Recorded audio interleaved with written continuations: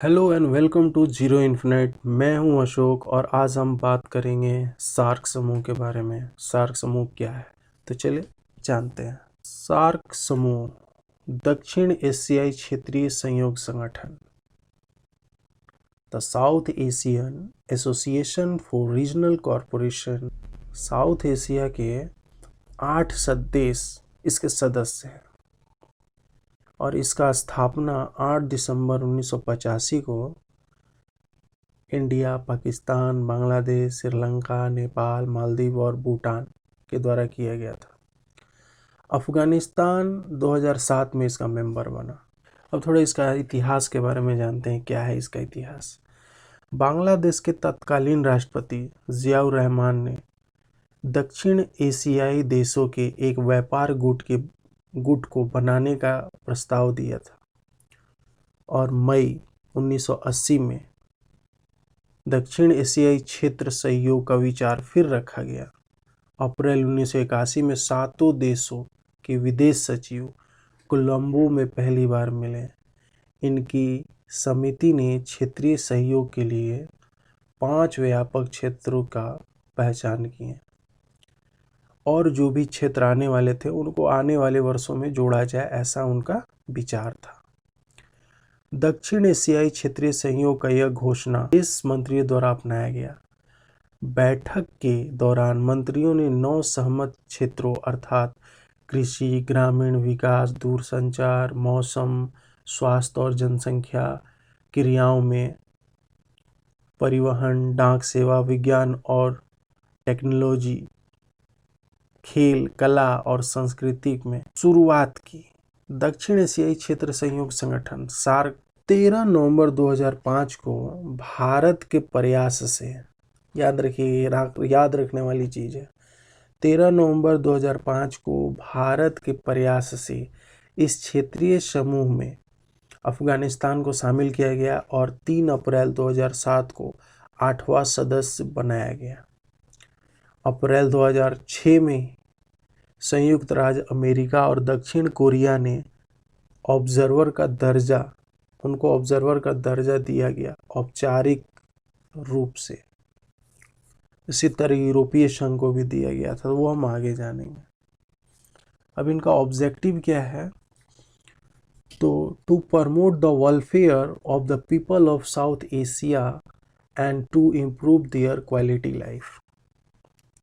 क्षेत्र में आर्थिक विकास, सामाजिक प्रगति और सांस्कृतिक विकास में तेजी लाने और सभी व्यक्तियों को गरिमा में रहने और अपनी संभावित क्षमताओं का एहसास करने का अवसर प्रदान करने के लिए दक्षिण एशिया के देशों के बीच सामूहिक आत्मनिर्भरता को बढ़ावा देना और मजबूती करना, ये इनका काम है। इनका ये ऑब्जेक्टिव है। ये आपने 2 पॉइंट पढ़ा। अब आइए, ऑब्जेक्टिव क्या है? ऑब्जेक्टिव ऑफ सार्क दक्षिण एशियाई लोगों के कल्याण के कामों को बढ़ावा देना और उनके जीवन स्तर को बढ़ाना और सुधार लाना।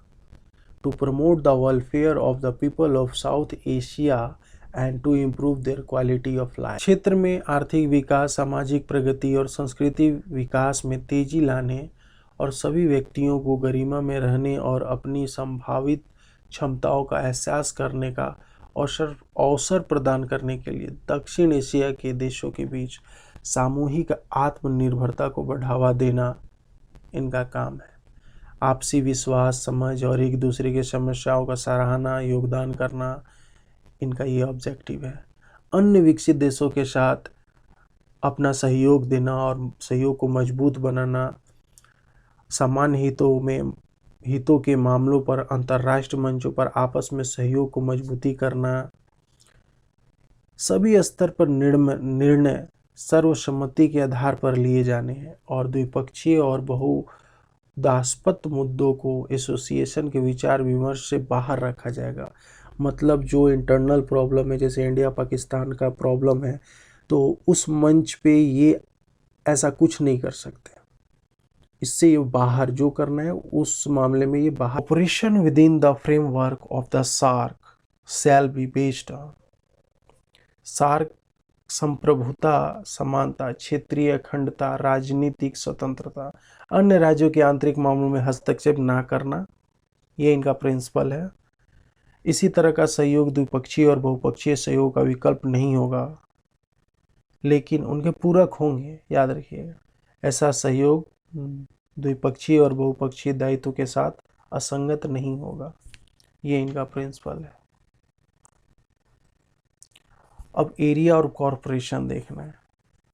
Human resource and development and tourism, यहाँ ये एरिया पे काम होगा। Culture and rural development, environment, natural disaster and biotechnology, economic trade and finance, social affairs, energy, transport, science and technology पे, education, security, culture and others, ये सब area है जहाँ पे ये साथ काम करेंगे। और मेंबर ऑफ सार्क आपको पता ही है, अफगानिस्तान, बांग्लादेश, भूटान, इंडिया, मालदीव, नेपाल, पाकिस्तान, श्रीलंका, और ये उनके फ्लैग हैं और ये सार्क का लोगो है। ऑब्जर्वर मेंबर, अब ये ऑब्जर्वर मेंबर का क्या काम है? ऑब्जर्वर का दर्जा कुछ संगठनों द्वारा गैर सदस्यों को प्रदान किया गया एक विशेष अधिकार है जो संगठन के कार्यों में रुचि रखते हैं और उन्हें संगठन की गतिविधियों में भाग लेने के लिए प्रतिदिन की कार्य क्षमता, मतदान और संकल्प बनाने का अवसर प्रदान करते हैं। इसमें टोटल 9 ऑब्जर्वर हैं। ऑस्ट्रेलिया, चाइना, यूरोपीय union, Iran, Japan, Korea, Mauritius, Myanmar और अमेरिका। जैसा कि आप ये मैप में देख रहे हैं, ये ब्लू में जो है ये आपका सार्क देश है और बाकी के जो ऑब्जर्वर कंट्री हैं। इनमें कुछ पॉलिटिकल इशू है इनके, जैसे दक्षिण एशिया में शांति और समृद्धि का क्षेत्र में चल रहे विभिन्न संघर्षों के कारण कुछ ना कुछ तो प्रॉब्लम होता ही है और ये लाजमी भी है। फिर भी राजनीतिक संवाद अक्सर सार्क बैठकों के हाशिए पर किया जाता है। मतलब आप लड़ के आए हैं और अगर ये मंच पे बैठे हैं तो आप उस जगह का बात को यहाँ पे डिस्कशन नहीं कर सकते। 12वें और 13वें सार्क शिखर सम्मेलन के दौरान सार्क सदस्यों के बीच आतंकवाद से लड़ने के लिए अधिक से अधिक सहयोग पर जोर दिया गया था और ये मुद्दा भारत उठाया था, आप लोग को अगर याद हो तो। और आप लोग को ये भी याद होगा कि 19वां सार्क सम्मेलन जो 2016 में हुआ था, इसको कैंसिल कर दिया गया था। क्यों? क्योंकि भारत, बांग्लादेश, भूटान इन और अफगानिस्तान, इन्होंने खुलकर बहिष्कार कर दिया। पाकिस्तान में होना था और फिर इस सम्मेलन को निष्क्रिय कर दिया गया। स्पेशलाइज्ड बॉडीज हैं, जैसे सार्क सदस्य राज्यों में सार्क ने निम्नलिखित विशिष्ट निकाय बनाए हैं। मतलब ऐसा उन्होंने बना रखा है बॉडीज जिनमें क्षेत्रीय केंद्रों से अलग विशेष जनादेश और संरचनाएं हैं। उनका अलग अलग काम है। इन निकायों का प्रबंधन उनके संबंधी साथी बोर्डों द्वारा किया जाता है।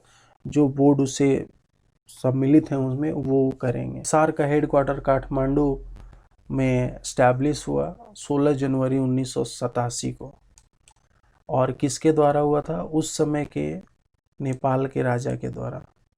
स्पेशलाइज्ड बॉडीज़ हैं, जैसे सार्को इस्लामाबाद में है, SDF थिम्बू में है, साउ इंडिया में, सारसो Bangladesh. South Asian association of region corporation disaster management है। इसका स्थापना Gujarat institute of disaster management campus. SAARC और इसका महत्व क्या है? तो सार्क दुनिया में 3% क्षेत्र, दुनिया की आबादी का 21% और वैश्विक अर्थव्यवस्था का 3.8%, लगभग $2.9 ट्रिलियन शामिल है। ये आपको याद रखना है। अब तालमेल बनाना क्या है? यह दुनिया का सबसे घनी आबादी वाला क्षेत्र है और सबसे उपजाऊ में से भी एक है, सबसे उपजाऊ है। सार्क देशों में सामान्य परंपरा, पोशाक, भोजन और संस्कृति और राजनीतिक पहलू है और इनके कार्यों का समन्वयन करते हैं। आम साधना क्या है कि सभी, देखिए, कॉमन सॉल्यूशन, एक तरह से कॉमन प्रॉब्लम आप समझिए, सब देश में है। सभी सार्क देश में गरीबी, अशिक्षा, कुपोषण, प्राकृतिक आपदा, आंतरिक संघर्ष, औद्योगिक और तकनीकी पिछड़ापन, निम्न जीडीपी और खराब सामाजिक आर्थिक स्थिति जैसी समस्याएं हैं, और भी मुद्दे भी हैं, और उनके जीवन स्तर को ऊपर उठाते हैं, जिससे विकास और विकास के सामान्य क्षेत्रों का निर्माण होता है। आम समाधान होने की प्रगति। अब आपके लिए वन लाइनर है। सार्क का स्थापना कब हुआ था? 8 दिसंबर 1985 को। किसके द्वारा? 7 देशों के द्वारा, इंडिया, पाकिस्तान, बांग्लादेश, श्रीलंका, नेपाल, मालदीव, भूटान। इसका हेडक्वार्टर कहाँ है? काठमांडू में। स्थापना कब हुआ? 16 जनवरी 1987 को। किसके द्वारा? नेपाल के राजा के द्वारा। सेक्रेटरी जनरल कौन है? ईसाला रुआन वीराकून, ये श्रीलंका के हैं, और ये अभी, इनका मार्च तक कार्यकाल था, पर अभी कंटिन्यू ये कर रहे हैं कोविड-19 के कारण। मेंबर 8 हैं, ऑब्जर्वर 9 है। तो आज के लिए बस इतना ही। धन्यवाद।